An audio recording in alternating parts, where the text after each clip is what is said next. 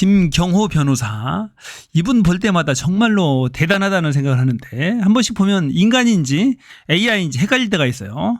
정말로 신기한 게 어쩌면 그렇게 숫자 하나하나를 정확하게 다 기억할까요? 판례 번호를 다 외웁니다. 날짜 하나하나 다, 시간까지 다 외웁니다. 게다가 법률 조문 하나하나 다 외우고 있어요. 더 놀라운 것은 자신의 주장을 뒷받침하기 위한 논거들을 증언을 포함해서 하나하나 다 외웁니다.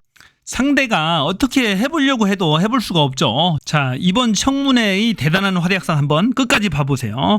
자, 김경호 변호사 응원 댓글 많이 남겨주시기 바랍니다. 박정훈 대령이 수사를 했는지 아니면 수사를 한 것처럼 보이는 것인지, 만약에 수사를 한 것처럼 보인다면 그 이유가 무엇인지 그 부분을 주권자 국민에게 얘기하고 싶어서 손을 들었습니다. 짧게 얘기하세요. 짧게 2분간 시간 드리겠습니다. 말씀하세요. 최초에 고 최혜병이 발견되면 변사자가 발견됩니다. 2분.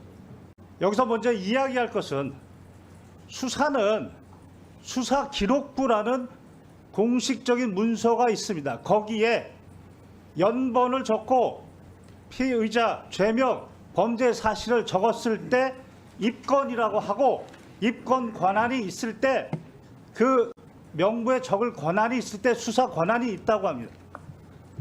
이 사건은 최초에 변사체가 발견되고 변사자 처리 지침에 따라서 내부적으로 아직은 수사 명부에 이름을 올리기 전, 번호를 올리기 전, 입건하기 전 절차이기 때문에 내부적인 수사, 내사라고 합니다. 조사입니다.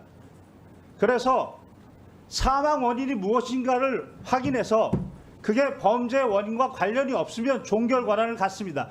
그때는 국방부 장관이 결재권도 갖고 보류권도 갖고 여러 가지 권한을 갖습니다. 그러나 사망 원인이 범죄 원인과 관련이 되면 개정된 군사보안법 2조에 따라, 그리고 그 대통령령인 법원이 재판권을 가지는 군인 등의 범죄 등에 관한 수사 절차 규정 제7조 이첩 시기 지체 없이, 바로 지체 없이 1000페이지에 달한 진술서, 진술조서, 그리고 사진 카톡을 경북청에 보내면 되는 거였습니다.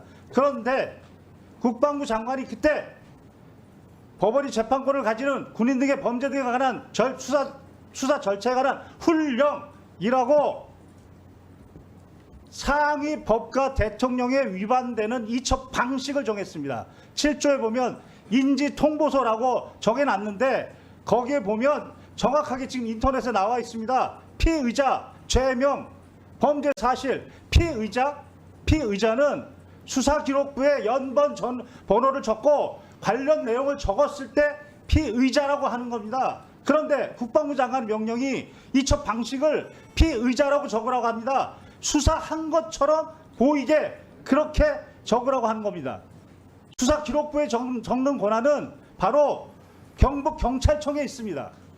따라서 국방부 장관의 훈령이 잘못됐기 때문에 박정훈 대령이 수사한 것처럼 보인 겁니다. 그래서 국방부 장관의 명령에 따라 8명을 적었는데 그것에 대해서 이첩을 보류하라고 했습니다. 그 부분은 지금 지시했다고 본인이 인정하고 있는데 개정된 군사보안법 2조와 대통령의 명령은 지체 없이입니다. 이첩을 보류시키고 회수하고 이첩을 보류하고 재검토하고 재이첩하고 모두 지체 없이에 반한 직무 수행에 있어서 반드시 따라야 될 기준을 위반한 직권남용입니다. 이 부분을 이야기하고 싶었습니다. 네, 이상입니다. 수고하셨습니다. 김경호 참고인 3분간 발언하세요. 이번 수사 발표의 직접적 원인에 대해서 객관적 증거에 터잡아서 말씀을 드리겠습니다. 수사 발표의 가장 중요한 대목은 당시 안전장구 없이 하천 본류에 들어가면 위험하다. 이 문구가 중요합니다. 그런데 객관적 자료에는 분명히 훌륭한 공보활동이 이루어졌구나. 바로 국민일보 그 사진, 뉴시스 그 사진이 바로 안전장구 없이 하천 본류에 들어간 위험한 상황입니다. 스스로가 그 부분을 이야기했으면 그 경위, 그 경과 후속 조치와 그 의미에 대해서 수사가 이루어져야 됩니다. 그런데 수사 결과는 객관적으로 무릎 높이까지 올라갔음에도 불구하고 일시적 일시적 장화 높이 아래 수중 수색이라고 그 사실을 축소하고 그리고 12장 중에 한 장이었으니 못 봤을 거라 이렇게 얘기합니다. 그러나 객관적 증거는 먼저 경위 공보정무실장은 당시 1일 공보 지침을 받아서 그렇게 활동합니다. 그리고 임성은 전 사단장의 작전 지침에 따라 사진을 선별하고 언론사 사진을 골라서 보고합니다. 그리고 모두 승인된 범위 내에서라고 합니다. 경과 2023년 7월 13일 06시 13분 보고했습니다. 그리고 07시 04분 훌륭하게 공발동이 이루어졌다고 했습니다. 그 사진을 후속 조치 7여단장과 모든 대대장한테 공유했습니다. 바로 실종자 수색 작전으로 현장에서 변경하고 나서 바로 그날 구체적인 지침이 없었는데 그 사진 한 장이 바로 하천 본루까지 들어가서 무릎까지 들어가서 찔러보면서 그게 바로 구체적인 작전 지침이었습니다. 그래놓고 1년씩이었는데 다 사진을 봤습니다. 그런데 갑자기 오후에 바둑판식으로 바꾸랍니다. 그러면 그 상태에서 바둑판식은 수중수색 방식의 변경입니다. 그리고 그 다음날 아침에 어디로 가면 되냐? 물에 들어가 있는 거 보려면 13중대 들어가야 됩니다. 둘 다 특히 호병 7대대장은 절대 들어가면 안 됩니다. 얘기한 사람입니다. 둘 다 지금 수중수색을 전제하고 대화하고 있습니다. 바로 그 사진입니다. 따라서 수사 발표는 사실상 수중수색을 오인케 한 지시자를 호병 11대대장으로 얘기했지만 객관적 증거, 즉 훌륭하게 공부활동이 이루어졌구나라는 카톡과 그 카톡 사진을 보낸 객관적 증거에 의해서 적어도 지시했거나 적어도 지시를 오인케 한 사람은 임성은입니다. 이상입니다. 위원장님, 네, 부대장으로서 한 말씀 드리겠습니다. 누구 변호사예요? 신분을 정확하게 한번 말씀. 이용민 증인의 태도는 이러한데 그 윗 상관들의 태도는 어떻다고 생각하십니까? 특히 임성근 증인은 오늘 청문회에서도 허위 사실을 2번이나 이야기했습니다. 그 허위사실 2번 얘기한 것은 무엇입니까? 오전에 자신의 부하가 수중수 의 태도는 이러한데 통감하고 그 책임을 지겠다는 자세이죠. 그렇습니다. 수사 처음부터 도의적 책임뿐만 아니고 법적 책임에 대해서 모두 지는 것이 고 최혜병에 대한 진정한 명복을 비는 길이다. 이렇게 밝혔습니다.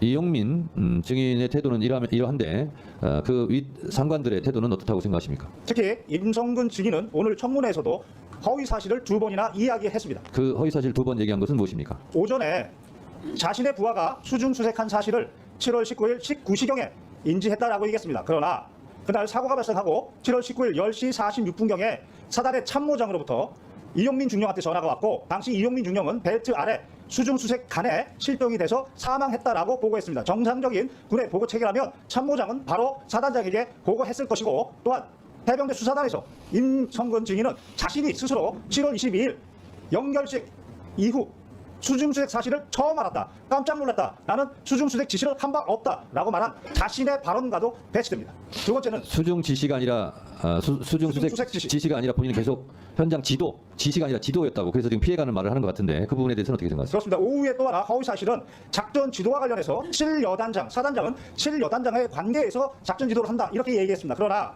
7월 18일 오전 현장 방문한 것이 바로 호병 3대대 구중대였습니다. 당시 구중대장은 전날까지만 해도 호우 피해 복구 작전이라고 알았는데 현장에서 갑자기 실종자 수색 작전으로 변경했고 당시 지형 정찰 및 위험성 평가를 위해서 병력을 대기하고 있었습니다. 그런데 갑자기 사단장이 나타나서 브리핑하고 있는데 갑자기 브리핑을 중단시키고 지금 빨리 들어가서 수색 안 하고 뭐하냐라고 수중 수색 작전을 그리고 중대장한테 명령했습니다. 명백하게 허위 사실이고 그 구중대가 바로 국민일보 일면에 나온 일렬식 수중 수색 그 사진입니다.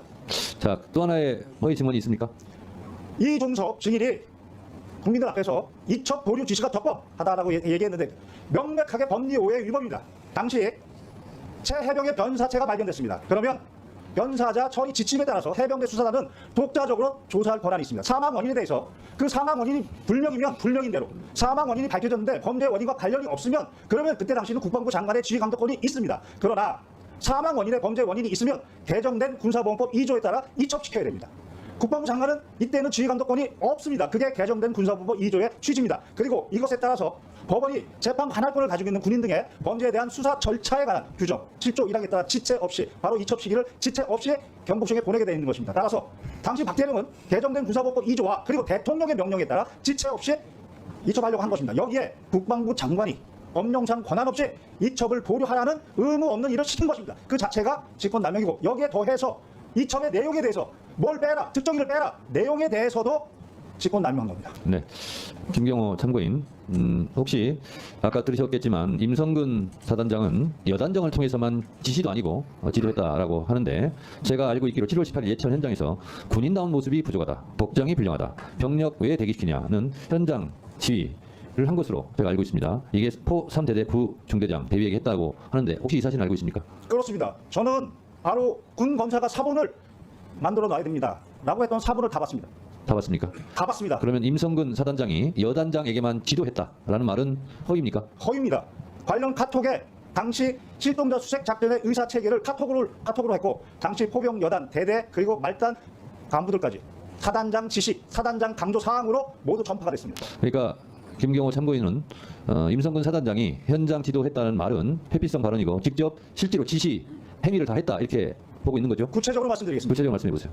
당시 합참의 단편명령과 제2작전사 단편명령에 따라 7월 17일 10시부로 작전 통제권이 전환됐습니다. 그러나 7월 17일 21시 55분부로 자신의 명령으로 단편명령 23-19호 호우 피해 복구 작전, 호우 피해 복구 투입 실시라고 단편명령을 내렸습니다. 자신의 병력을 언제, 어디로, 어떤 병력을 투입하는 명령을 내릴 수 있습니다. 다만 여기에 예하부대 과업에 대해서 깨알처럼 구체적으로 명령을 내렸습니다. 이때 포병여단은 단순히 호우 피해 복구 작전이었습니다. 그런데 7월 17일 도착해서 10시경부터 카톡에 실종자 수색 작전이라고 사단장이 강조했다라고 그렇게 명령에 내려옵니다. 이때부터 실종자 수색 작전으로 변경했으면 그에 맞는 안전 도구를 갖춰야 되는데 그런 말은 없었습니다. 그리고 나서 아침에 7월 18일 날 포병 3대대 구중대장 가서 안정성 평가 생략하고 신속 투입 작전을 명령했고, 오후에는 실종자 수색 작전이 불가한 그런 상황, 육군도 철수했는데 지속명령, 작전 지속명령도 바로 임성근 증인이 내렸습니다. 그리고 더욱 중요한 것은 이 사건 바둑판식으로 무릎 아래까지 내려가서 정성껏 찔러보면서 탐색,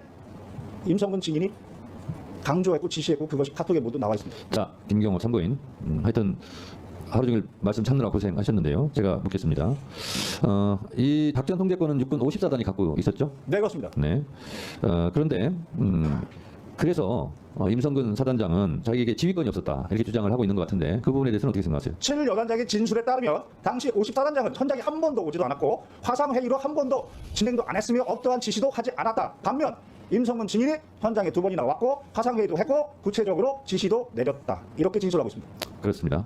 실제적으로 작전 통제권은 육군 54단에 가 있었지만 사실상 부대 지휘, 지시는 임성근 사단장이 한 것으로 봐야 되겠죠? 그렇게 7일 여단장은 진술했습니다. 네. 이 밖에 혹시 더 하시고 싶은 말씀 있으면 한 1분 정도 드릴 테니까 발언해 주시기 바랍니다. 개인적인 말씀을 드리면 아버지도 해병대 출신입니다. 제 동생도 해병대 출신입니다. 저도 해병대 법무관을 가보자 했으나 육군 법무관으로 가서 특전사에서 공무를 했습니다. 오늘 이후라도 해병대의 명예를 위해서 해병대 사령관과 해병대 사단장은 진실을 말하고 정직하게 얘기해서 해병대의 명예를 회복해 주기를 간절히 바랍니다. 이상입니다. 네, 거기 서 계시고요. 저 박지원 의원님. 죄송합니다. 좀 그게 고벽입니다. 자, 김경호 참고인이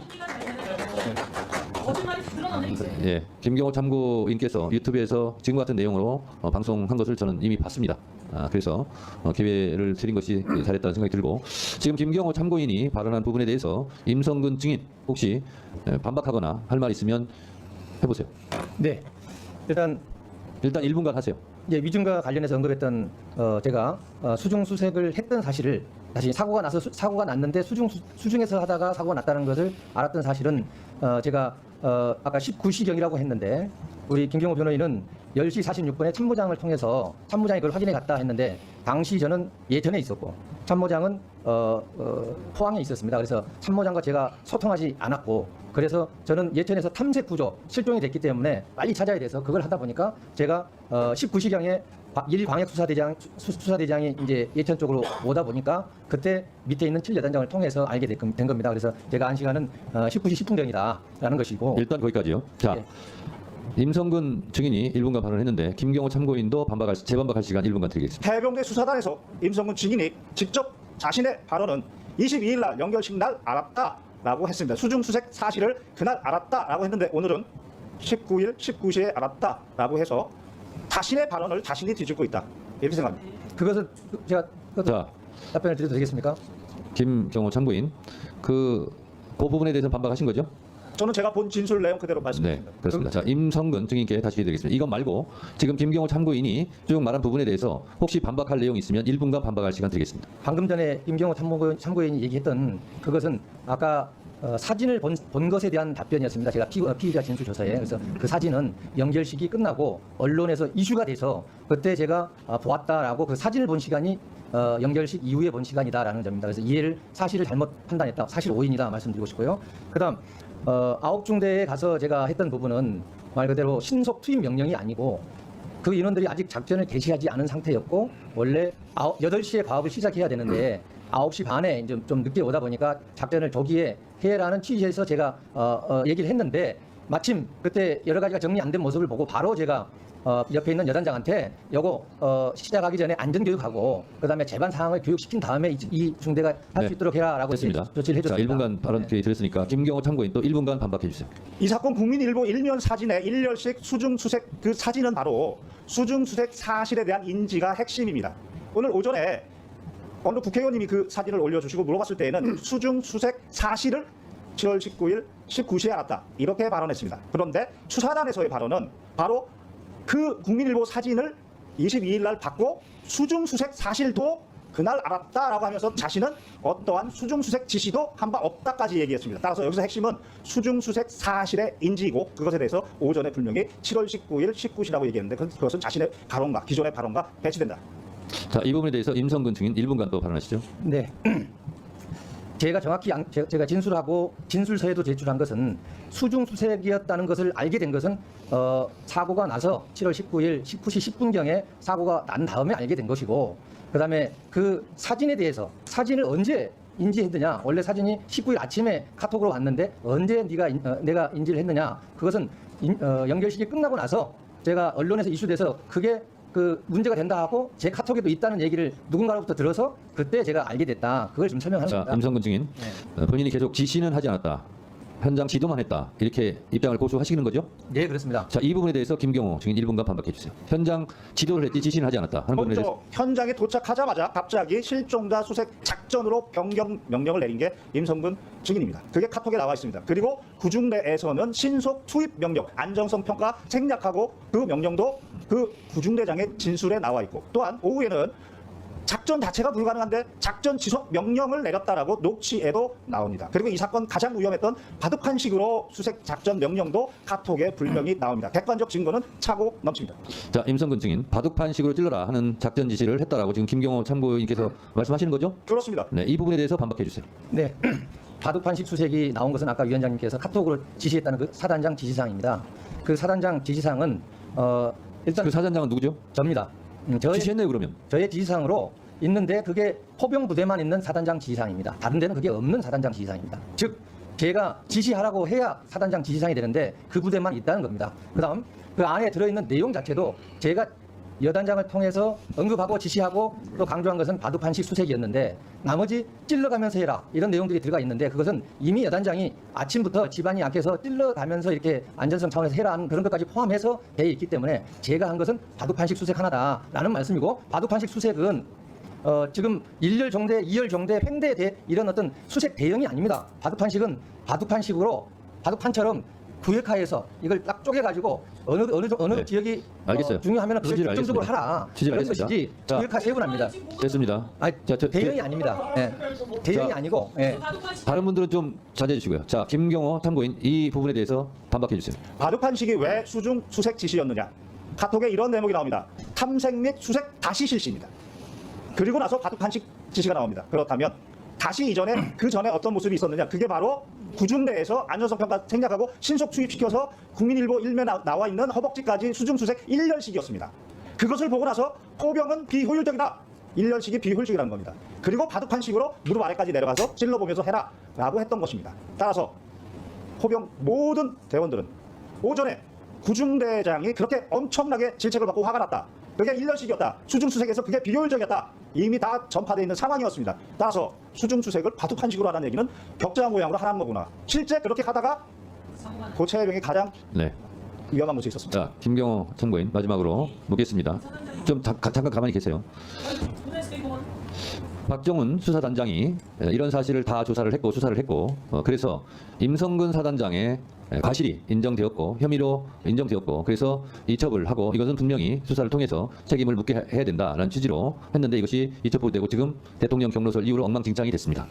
자, 김경호 참고인께서도 이 사건에 대해서 소상히 알고 있는 만큼 임성근 사단장이 실제로 지시한 수중수색을 지시를 했고 그 결과 최해병의 사망 사건이 이루어지게 됐다라고 본인도 생각하고 있습니다. 저는 임성근 증인뿐만 아니고 박정훈 대령이 지적한 8명 모두가 각자 고유의 과실이 있는데 어느 한 과실로 고 최해병의 사망을 바로 설명할 수는 없다. 그러나 그 8명의 과실을 다 합쳐보면 고 최해병의 사망의 결과를 설명할 수 있다. 이게 바로 대법원의 과실범의 공동정범 이론. 이 이론에 따르면 누구 책임이 제일 큽니까? 본인이 생각하기에. 그것은 바로 호우 피해 복구 작전이라고 생각하고 삽 마대를 들고 갔던 부대에게 아무 준비 없이 실종자 수색 작전으로 방향을 확 틀어버린 임성근 증인의 책임이 가장 크다고 판단합니다. 여기서 중요한 포인트가 뭐냐면은 박정훈 대령의 행위가 수사였느냐 조사였느냐 이게 중요한 게 아니라는 거예요. 자, 개정된 군사법원법의 취지는 뭡니까? 군에서 변사 사건이 발생하고 또 사망의 원인이 있다라고 생각되는 경우, 과실치사라고 생각되는 경우 지체 없이 보내라는 거예요. 지체 없이. 여기에 무슨 국방부 장관이 개입을 하고 대통령실이 개입할 여지가 없는 거예요. 지체 없이 보내라는 거예요. 이게 이루어지질 않았잖아. 문제가 생겼잖아요. 장관이 개입했고 대통령실이 개입한 혐의가 있어요. 그러니까 직권남용이라는 거예요. 군 사망 사건에서 윗선의 개입을 차단하려고 하는 것이 개정된 군사법원법의 취지잖아요. 여기에 반한 것은 잘못된 거죠. 자, 만일에 변사자가 발생했어. 그런데 어떤 범죄 혐의도 없어. 그 경우에는 국방부 장관이 뭐 결재라든지 지시 같은 게 할 수가 있는 거예요, 그때는. 하지만 범죄 혐의가 명백하게 있었잖아요. 그때는 개입할 여지가 없다라는 겁니다. 김경호 변호사는 임성근의 과실이 제일 크고 직권남용에 명확하게 해당한다라고 정확하게 이야기를 하고 있어요.